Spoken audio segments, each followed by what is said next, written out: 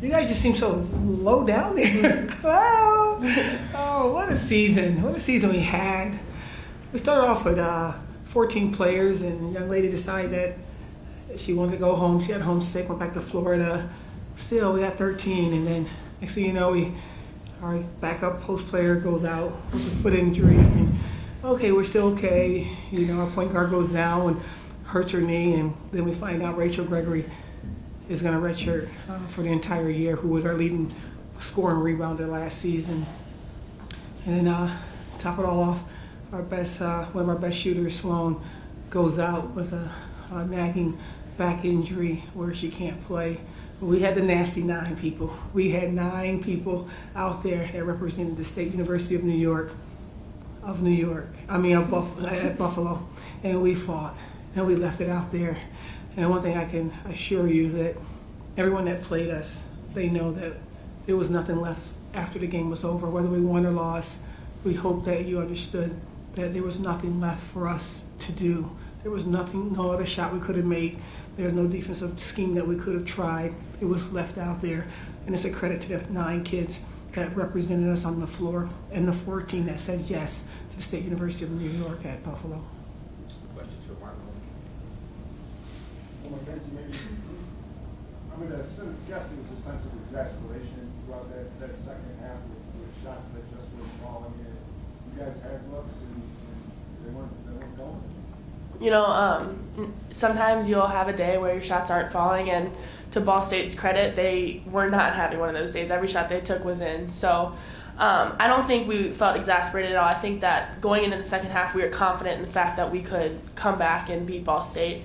But like you said, some shots that we were taking weren't falling, and towards the end there, you know, we were forced to take more outlandish shots, and we struggled. We couldn't hit. So I think that, you know, I think we just ran out of time. I think if you add 5 minutes to that game, we'll come out winners. So it's hard sometimes, but that's just what happened. We had an off shooting day. Mark, can you speak to, I got to admit, I missed the first half. I was stuck behind the truck. I'm gathering you had better success getting the ball inside in the first half, and they kind of took that away from you a little bit more, maybe pushing it outside. Is that true? Push us out. Put it to the outside shot a little bit more. When they started sinking in, I believe it started opening up our outside shooters. We started skipping the ball opposite.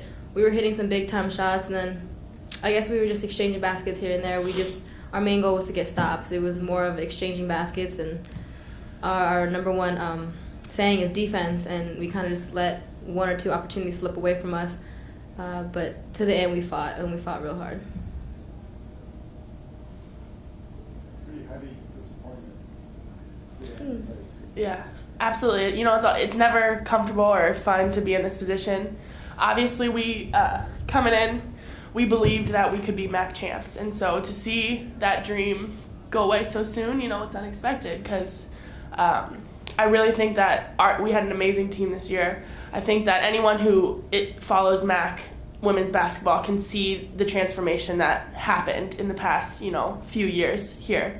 So I think that, yes, our future is very exciting, but we should have had it this year. So it's obviously very disappointing. Marco, Mackenzie, let's get back to the locker room. Thank you. Thanks, ladies.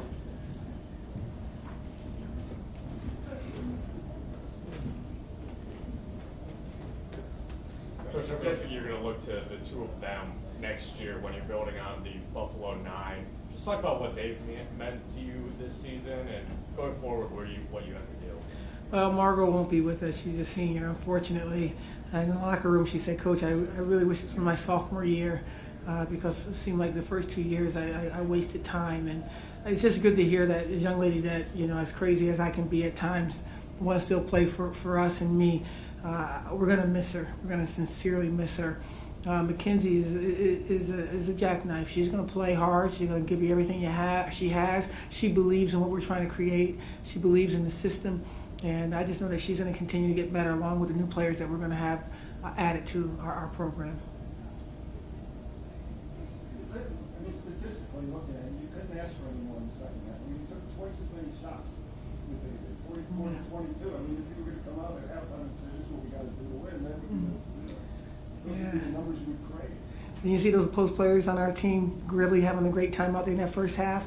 And, we had to adjust. The way the game was called changed, and we had to adjust, and we certainly didn't adjust as well as we needed to. But I love what our future looks like, because I know that we're going to have additional players on the team that it's not, if the game changes, we'll be able to make that adjustment. It won't affect us as much.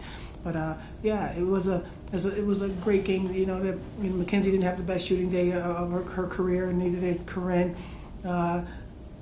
We had to hit a couple of those shots for them to release our post a little bit more on the inside, and we didn't hit those shots, and they didn't come out. And when you're laying on our post players like that, it's very difficult to get open. So it's a learning experience, but we're still very young. We're going to still bring everybody back that you saw out there today, minus Margot, and we got 3 new kids coming in with the 2 possibilities to go to it. And my hope is that we start with 15 and we end with 15 healthy players. But because I think a healthy team is a really good team, and credit to Ball State. They played a great game. They have a special player in there, number 4, Nathalie Fontaine, and their point guard is exceptional. She's going to be sorely missed for their team.